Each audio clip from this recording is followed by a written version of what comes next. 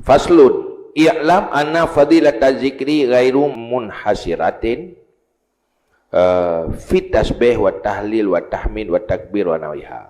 Ketahui olehmu bahwa fadilah zikir tidak tersimpan hanya pada tasbih, tidak hanya pada tahlil la ilaha illallah. Tasbih memangnya zikir, tahlil memangnya zikir, tahmid kena alhamdulillah kan? Memuji Allah, takbir dan seumpamanya. Tahmid memang zikir, tahlil zikir, tasbih zikir, takbir zikir. Maksudnya lafaz-lafaz yang menunjuki kepada membesarkan Allah, memuji Allah, menyucikan Allah, yang memang yang zikir, zikir-zikir nyan. Tetapi keninan tok zikir, keninan cuma gambaran zikir. Bal kullu amilin lillahi ta'ala bi ta'atin fahuwa zakirun lillahi ta'ala. Malah setiap orang yang beramal karena Allah dengan berbuat taat, itu orang sedang berzikir. Tak puput karena taat ke Allah, apapun dah puput.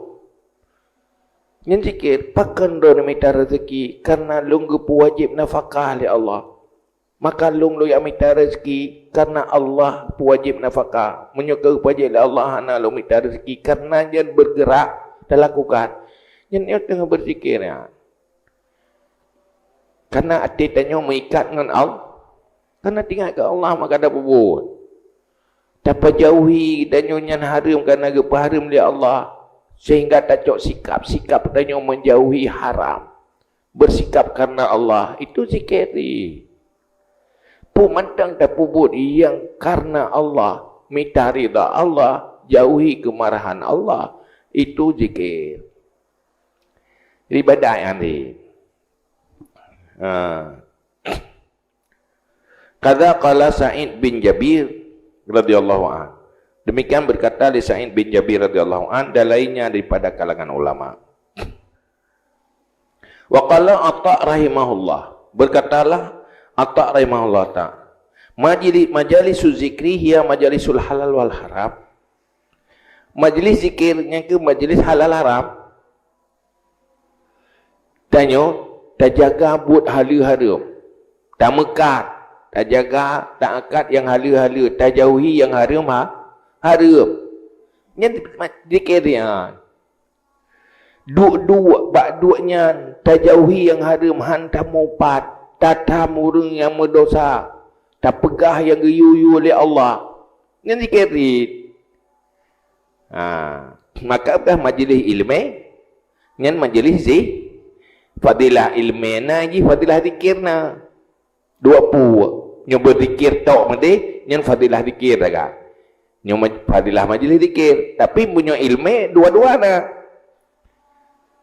Fadilah zikirna, fadilah ilmena. Kaifa tashtari, bagaimana kamu membeli, wa tabi'u, bagaimana kamu menjual. Saat tanya membeli tak lakukan karena geyu oleh Allah. Kepuna pegang ijab kabul geyu oleh Allah dalam agama. Yang kah berzikir dia.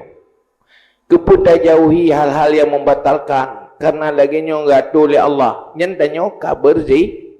Kita dalam zikir, ibadah yang berpahala. Waktu sali, bagaimana cara sembahyang? Bagaimana tanya berpuasa, bagaimana bernikah, bagaimana bertalak dan berhaji dan semuanya.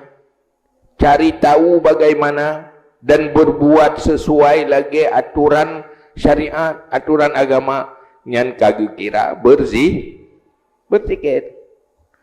Jadi bukan berzikir duduk, berdiri dan tidur. Selalu menjaga halal haram, selalu menjaga aturan-aturan Allah. Tak puput lagi guyur Allah, tak jauhi yang dilarang oleh Allah. Yang niat di hati, itu sudah berzikir. Pum. Ya, kajitnya. Wallahu a'lam bishawab. Wa ilahi marji'ul ma'ab.